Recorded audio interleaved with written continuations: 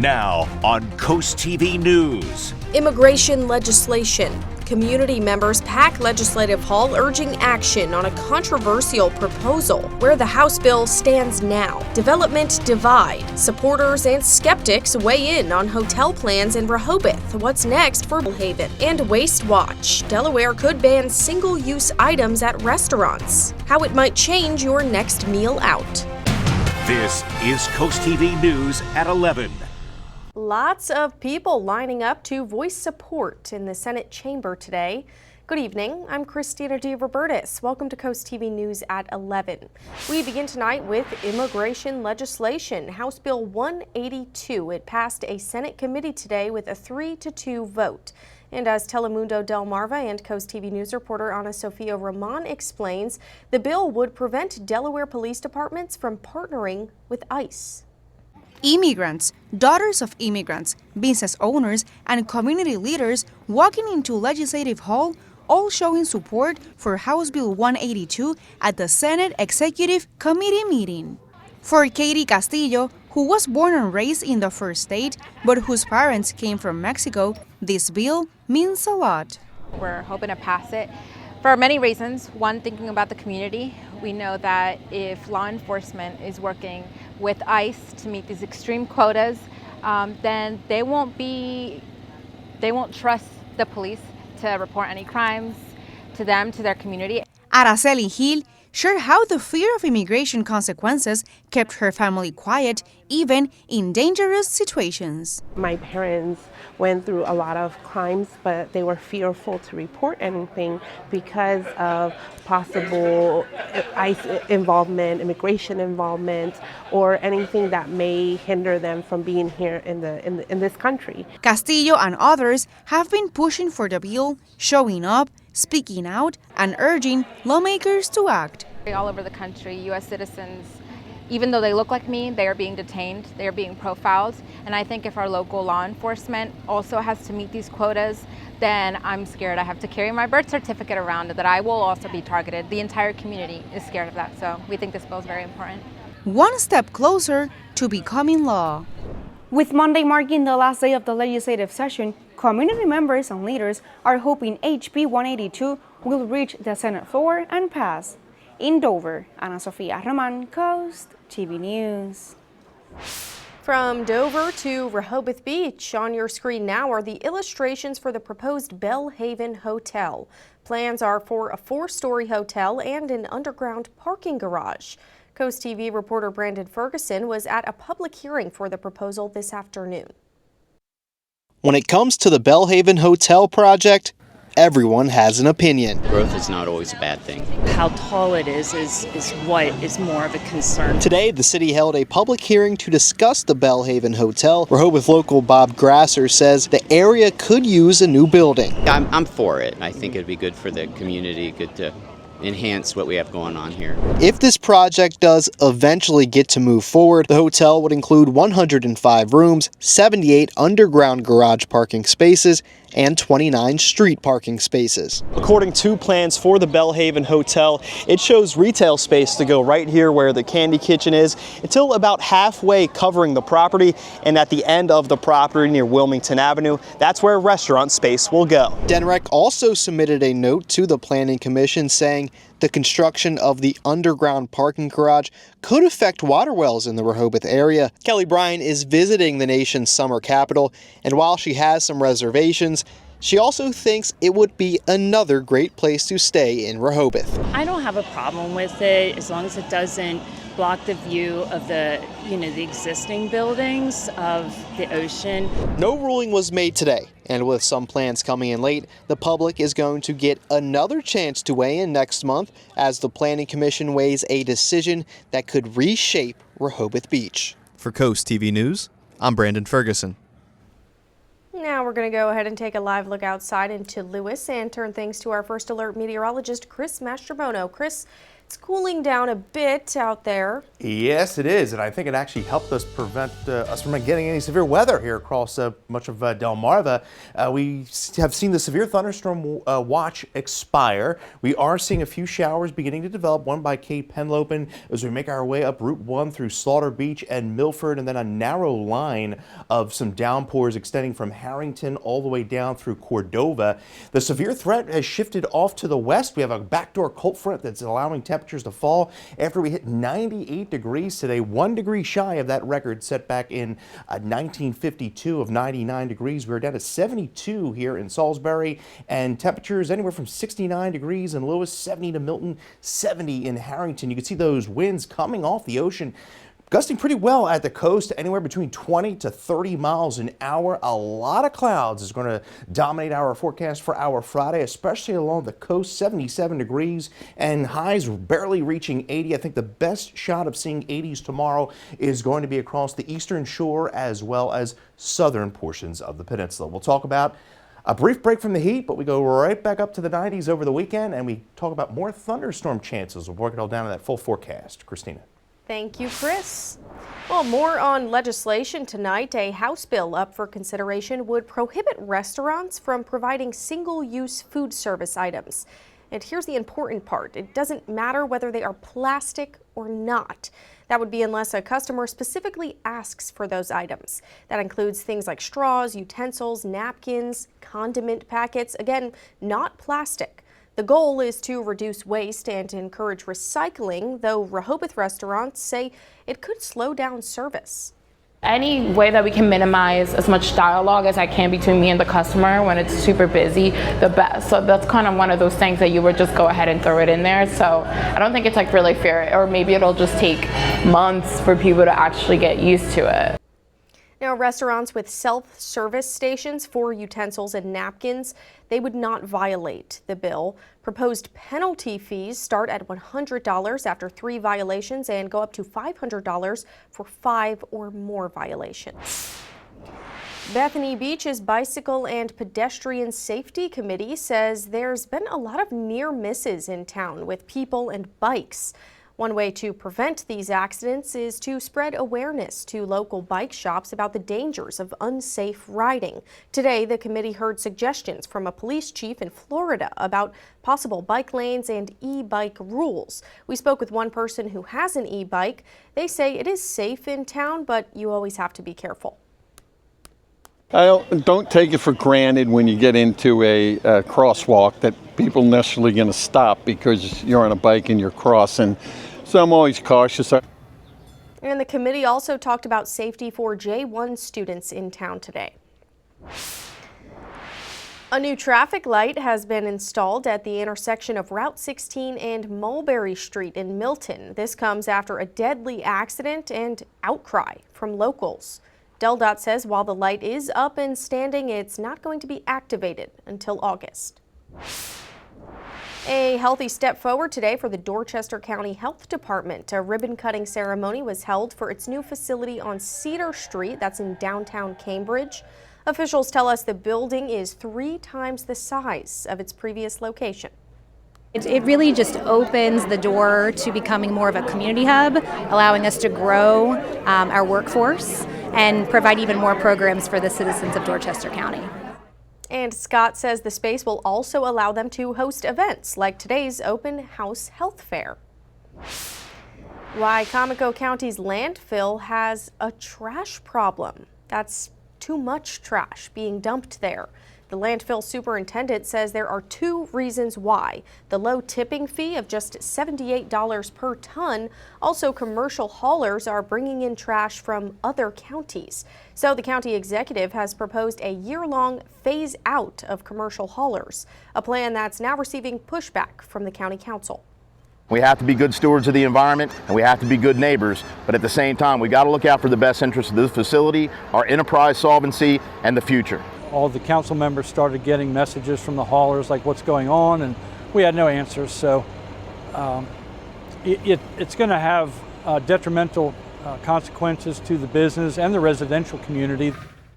And the county council will look to pass emergency legislation next week. The council opposes the county executive's proposed plan. Well, the Senate received a classified briefing on Iran today as the Trump administration continues to defend U.S. strikes on Iran's nuclear facilities. As Sherelle Hubbard reports, full impact assessments are still ongoing. In his first speech since a ceasefire was declared between Iran and Israel, Iran's supreme leader had a defiant message for the U.S. The U.S. president said that Iran should surrender. That means there's no more enrichment. A great Iran and the word of surrender, they don't match. They don't match with each other. It's a joke. It's a ridiculous thing to say.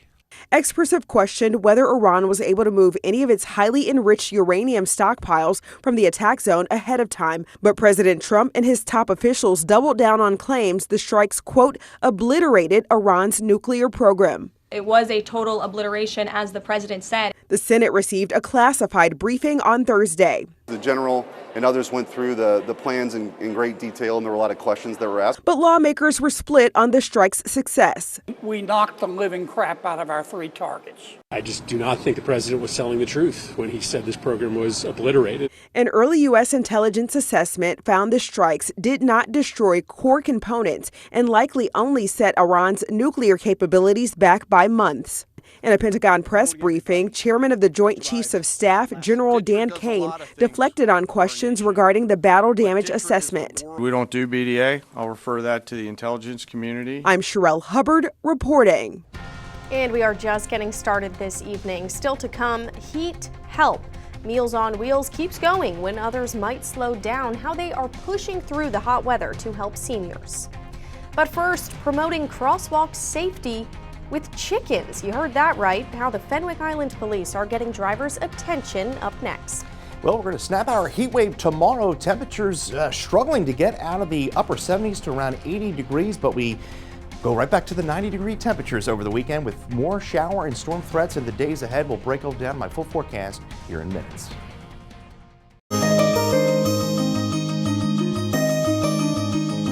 Why did the chicken cross the road? Well, according to the Fenwick Police, it is to get people to hit the brakes for pedestrians. And that's no laughing matter. Coast TV News reporter Kevin Zappe shows us in this week's Coastal Connections how a funny costume is promoting safety.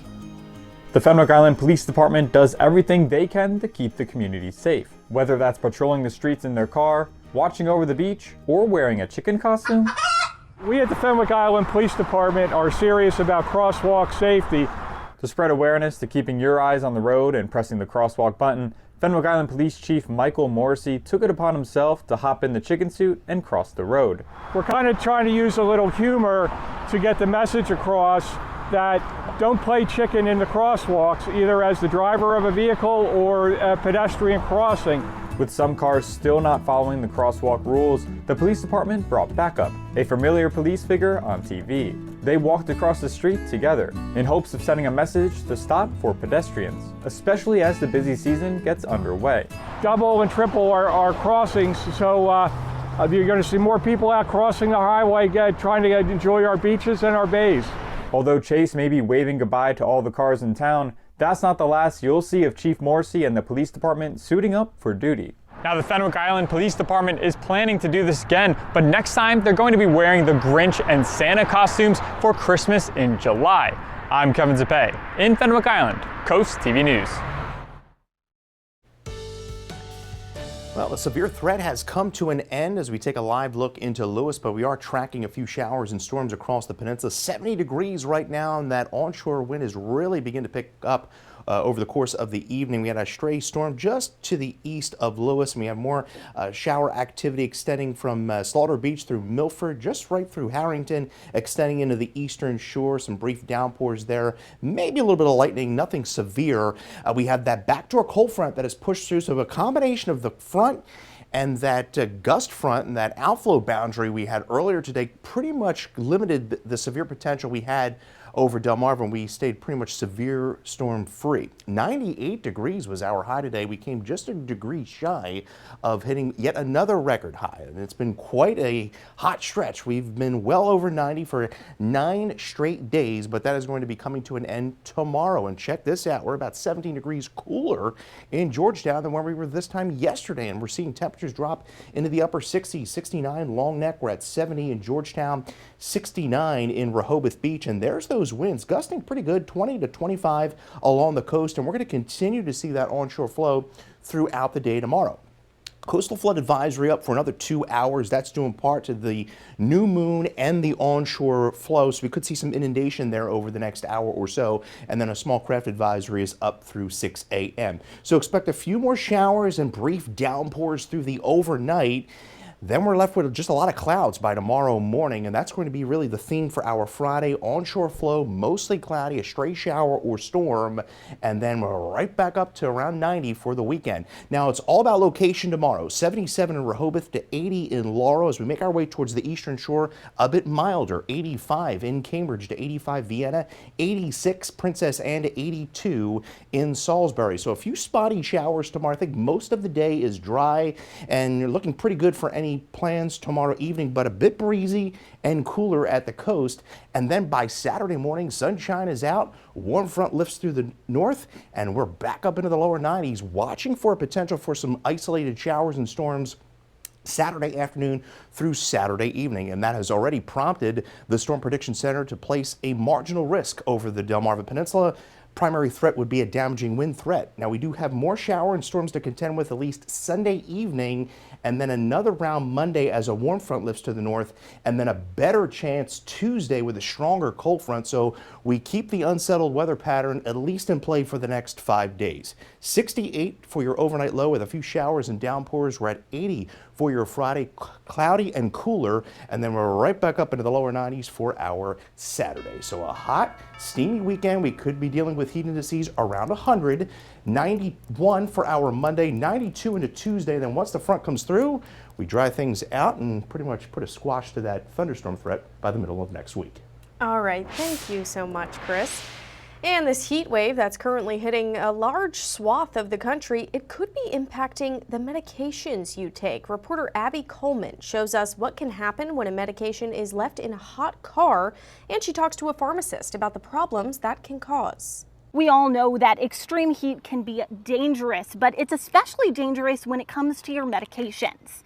You should never leave your medications in a hot car, and to show you why, we're going to see what happens when you leave liquid gel tablets in your car.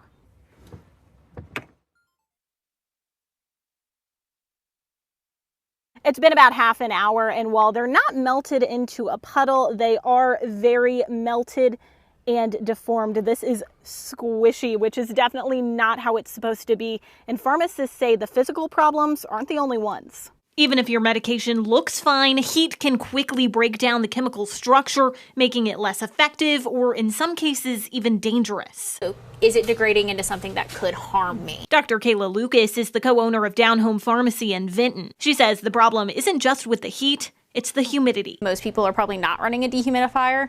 It's like we've got 3 running in the store right now. Some medications are even packaged with moisture-absorbing packets to protect them, a sign of just how sensitive they can be to the humidity. I like to tell patients to keep it in there. But it's not just about where your medication is stored. It's also what you're taking. Antidepressants and actually some blood pressure medicines. Some medications can actually make your body more vulnerable to heat. Either decreasing how much sweat you make, which is going to make you more susceptible to heat, but also they can cause like electrolyte imbalance. So if you get dehydrated, that's also going to be more of an issue. Lucas recommends talking with your pharmacist if you're unsure whether your meds could put you at greater risk, and keeping prescriptions stored in a cool, dry place year-round. Because in a heat wave like this, your medication should be helping you, not hurting you.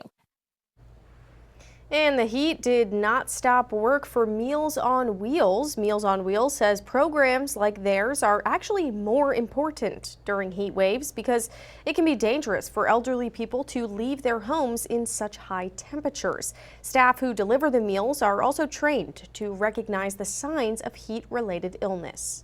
Drivers have a relationship with the recipients, so they know if Mr. Jenkins is looking a little sluggish today or if they look like they're hot. And like I said, they go through a training so that they know what to look for when they deliver the meals. The meals that Meals on Wheels program, it operates out of the Mack Center, which is also a cooling center in Salisbury. And this talk about the heat brings us to our CoastTV poll tonight. We want to know who is most at risk during extreme heat. Looking at the results now, the winner, outdoor workers at the highest risk. 21% though, they say the elderly, 7% say pets outside, and 1% say kids playing. We want to know what you think. You can still vote. Go to coasttv.com or use our mobile app. You can see those updated results online. Still to come in sports tonight, former Raven Justin Tucker receives his punishment from the NFL. More on the 35-year-old's lengthy suspension. This is Coast TV News at 11. The Supreme Court has ruled for South Carolina in its effort to defund Planned Parenthood. Thursday's 6-3 ruling found that individual Medicaid patients cannot sue a state to pick a medical provider. Federal funding for abortion is already banned, but conservatives have long targeted Planned Parenthood for any funding it receives, even if it's for other healthcare-related services. South Carolina now has a 6-week abortion ban, meaning abortions are rare in the state. This week, Nestle said it will eliminate synthetic food dyes from its U.S. food and beverage products by the middle of next year. Artificial ingredients have been under scrutiny lately from the Department of Health and Human Services. Nestle, now the latest food giant to announce a change like this. Nestle said that less than 10% of its U.S. portfolio currently contains synthetic colors, but it does expect to have those fully removed over the next 12 months. Well, a major pharmacy group is ending its coverage for a popular weight loss drug. It's one of several changes shifting the way people fill their prescriptions. Linda Baccaro has some options that could save you some money. Consumers can weigh lots of new options for managing the cost of GLP-1 medications for weight loss. Manufacturers now offering price drops, like this deal from Wegovy. The first month for $1.99, then $4.99 after. Eric Levin is CEO and co-founder of a pharmacy navigator site called Scripta Insights. Manufacturers, Eli Lilly and Novo Nordisk, the two major manufacturers of Zepbound and Wegovy, have decided that they will sell directly to consumers, which is a whole new development. And interestingly, they actually have the best pricing. And if you skip the auto-injector pen and opt for a syringe, you can also save money. Sounds like it would be really difficult. These are very small needles, they're relatively easy to use, and you will save a lot of money if you're willing to do that. CVS Caremark will drop coverage of Zepbound effective July 1st. So what are your options? Option one is switch to Wegovy, which is now their preferred paid-for drug. Of course, always speak to your doctor before making any changes. Scripta Insights, which is offered as a benefit from employers, has a navigator tool for comparing GLP-1s and costs. Levin says even with insurance, you might be able to add $25 manufacturer coupons or get discounts from places like GoodRx or Cost Plus Drugs. Keep in mind that if you do change your medication, your dosage will change as well. You'll have to go back down to the starter dose of 2.5 and build back up. Consumers in Midtown have mixed reaction to the increasing use of these drugs to drop pounds and their dropping cost. I think it's going to be a great catalyst for people to focus on their health and improve the quality of life, as well as change their eating habits. The whole idea of it seems a little dangerous to me, but it seems to be that people would rather take a pill than make lifestyle changes.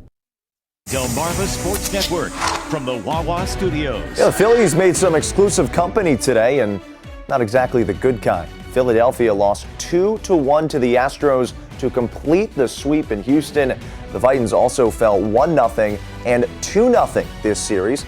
They're the first team to allow 5 runs or fewer across an entire series and get swept since the Twins in 2014. It's only happened 10 times in the history of baseball. The Phils did snap a 26-inning scoreless drought with an 8th-inning sacrifice fly in the loss.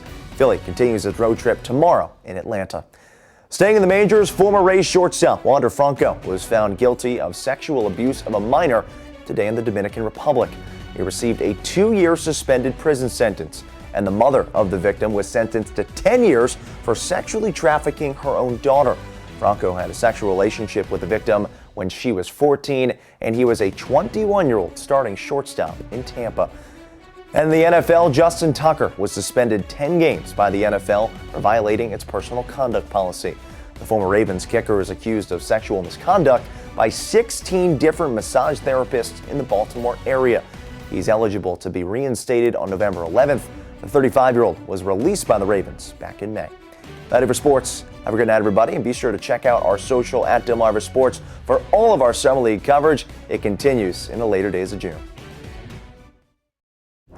One of the best things about Delaware beaches, I think we can all agree, is spotting marine life off the coast. And a viewer sent us this video today of what appears to be a whale near South Bethany. It is a quick splash. We'll show you again here.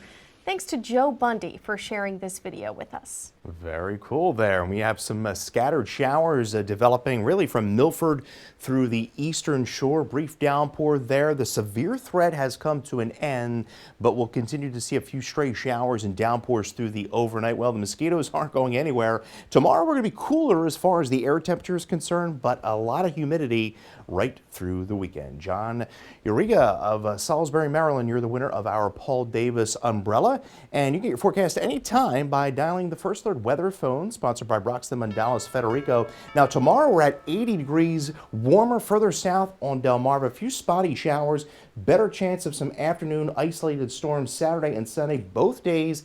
Hot, humid, near 90 degrees, heat index around 100, and then we're going to keep the low 90s in play through Tuesday. A better chance of widespread shower and thunderstorm activity comes Tuesday with a cold front, and then we are looking pretty nice Wednesday through 4th of July with temperatures right around 90 degrees. Sounds good to me. Thank you, Chris, and thanks for joining us here for Coast TV News at 11. If you're looking for some more local news and local weather, you can download our Coast TV News app, and you can tune in again tomorrow for Coast TV News at 5 a.m. The Tonight Show's up next. Have a great night.